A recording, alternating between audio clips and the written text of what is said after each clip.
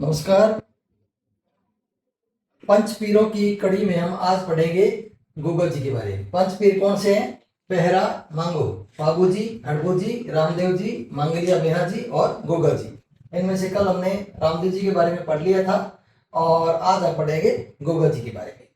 तो गोगा जी को गोगा पीर भी कहते हैं, जाहर पीर भी कहते हैं और गुग्गा भी कहते हैं। जहर को पीने वाला जाहर पीर भी कहते हैं। और इनके पिताजी का नाम जोरावर सिंह था, जेवर सिंह, और माता का नाम था बाछल देवी।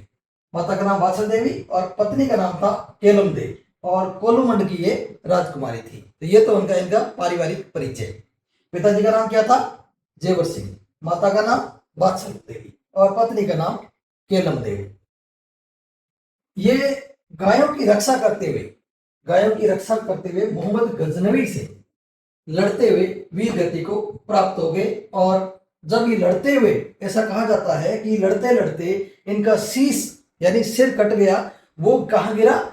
ददरेवा, चूरू जिले के अंदर ददरेवा स्थान है, वहां ददरेवा पर गिर गया। और धड़ कटी हुई भी लड़ते हुए लड़ते लड़ते लड़ते हनुमानगढ़ के अंदर है गोगामिड़ी, वहां पहुंच गया। तो मारता गया, मार काट करता गया उस युद्ध के अंदर। जहां शीर्ष गिरा उसको कहते हैं शीश मेड़ी, जो पे कहाँ पे है? ददरेवा, चूरू में। और जहां पे धड़ यानी पूरा शरीर, नीचे वाला शरीर गिरा, उसको बोलते हैं गोगा मेड़ी। ये गोगा मेड़ी स्थान पर है, उसको धुर मेड़ी बोलते हैं। धड़ धड़ मेड़ी यानी धुर मेड़ी, इसको बोलते हैं धुर मेड़ी। तो ये हो गया उनका गोरक्षार्थ करते हुए, गजनवी से लड़ते हुए। किससे? गोगप जी। अभी ये कई बार क्वेश्चन आता है कि ऐसे कौन से लोक देवता है जो मोहम्मद गजनवी से लड़ते हुए वीर गति को प्राप्त हुए? तो गोगा गजनवी, ये ट्रिक हो गया ना, गोगा गजनवी। तो जी से जी दोनों का नाम क्या? जी से है, तो ये आपको ये कंफ्यूज नहीं होएगा।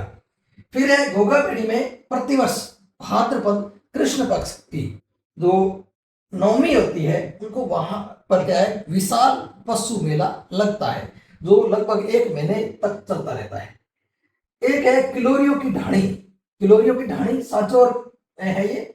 और वहां पे गोगा जी की ओल्डी यानी गोगा जी का स्थान है। गोगा जी की ओल्डी स्थान पर वहां के गोगा जी का मंदिर भी है। कहाँ पे है? सांचौर में। गोगामेड़ी मंदिर के दरवाजे की ऊंचाई पर, यानी दरवाजा लगा हुआ है, दरवाजे के ऊपर जो है वहां लिखा हुआ है, क्या लिखा हुआ है? बिस्मिल्लाह। क्या लिखा हुआ है?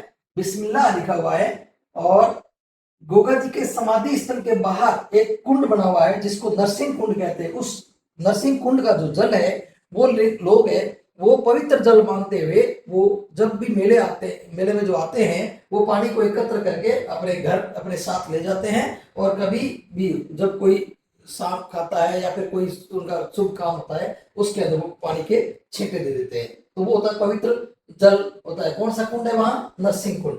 फिर इनकी जो ये सवारी किस पे है? नीली घोड़ी। इनकी जो सवार, ये किस पे सवार होते हैं? इनकी घोड़ी जो प्रतीक होता है वो होता है नीली घोड़ी। और भाला लिए नीली घोड़ी पर सवार है। इनके घोड़े पर जो प्रतीक के रूप में होता है, इनका प्रतीक होता है सांप। घोड़ा होता है, घोड़े पर चढ़े होते हैं, हाथ में भाला होता है और सामने एक सांप का जो है चित्र बना होता है, सांप का जो है वो मूर्ति बनी होती है। और प्रसाद के रूप में यानी इनका चढ़ावा क्या चढ़ता है? खीर और जो लापसी है, खीर, लापसी और चूरमा, ये इनका चढ़ावा चढ़ता है।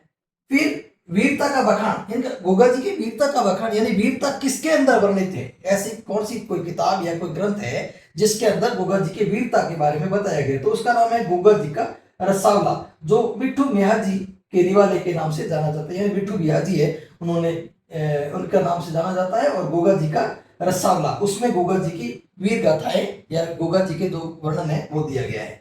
गोरखाना तालाब भी है वहां, गोगामेड़ी है, वहां पे गोरखाना तालाब है। उसकी मिट्टी है वो श्रद्धालु ले जाते हैं। और जो रोगी होते हैं या फिर कोई सांप डस जाता है या कोई रोगी पुरुष होता है, महिला होती है, रोगी व्यक्ति होता है, उनके ऊपर वो मतलब ऐसे झाड़ फूंक करके वो ऐसा कहा जाता है कि वो रोग है उसका कट जाता है उस मिट्टी से, एक मान्यता है।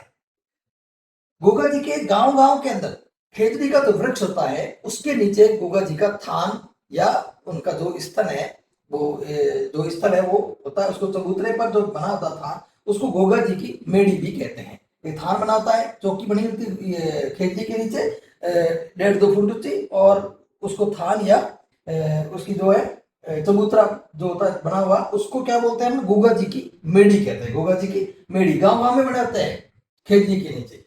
और वर्षा के बाद खेती, जब वर्षा के बाद जब किसान खेती करते हैं तो एक तो किसान के जो खेती करता है उसके प्लस उसका हल जो होता है, हल जोतने का जो हल होता है, उस पर एक राखड़ी बांधते हैं, या 2-3 कलर की जो धागा होता है 2-3 कलर का, उसका लपेट करके और उसको बना करके रंग बिरंगी एक रस्सी बन जाती है, पतली सी धागा बन जाता है।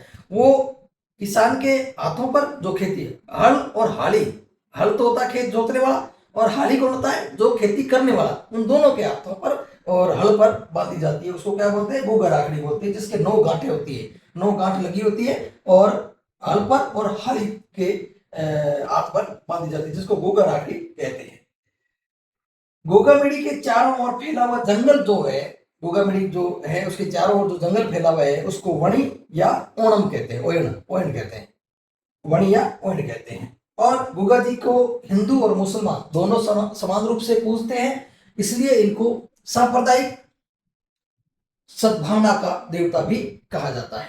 तो ये हो गया अपने पंचपीरों में गोगा जी हो गया। और एक शॉर्ट एंड स्वीट इनके जो जो क्वेश्चन इसमें आते हैं, इसमें ज्यादातर क्वेश्चन इसमें कवर हो चुके हैं, और इससे ज्यादा इसमें कोई ज्यादा याद करने वाली चीज है नहीं। फिर भी आपको कोई जिज्ञासा होती है वो आप अपने किताबों के अंदर विस्तार से और पढ़ सकते हैं, लेकिन सारी चीजें मैंने शॉर्ट में दे दी है। और आपको नमस्कार। फिर आप ये जो मेरा चैनल है, लाइक सब्सक्राइब और शेयर जरूर कीजिए, ताकि छोटी छोटी चीजें हैं वो आपके घर घर पहुंचे और हमारे लोक देवताओं के बारे में हमें जानकारी हो। खाली पढ़ने वाले ही नहीं, हम हर घर में महिला पुरुष वगैरह जो है, हमारे लोक देवताओं के बारे में एक वास्तविक जानकारी और अच्छी जानकारी हमें प्राप्त हो, ताकि हम अज्ञानी ना रहें, और कोई बातचीत होती है वो तो हम उनके बारे में हमें भी पूरा नॉलेज हो, ताकि उस अथाई के अंदर, उस बातों के अंदर हमें भी रुचि पैदा हो। नमस्कार, धन्यवाद।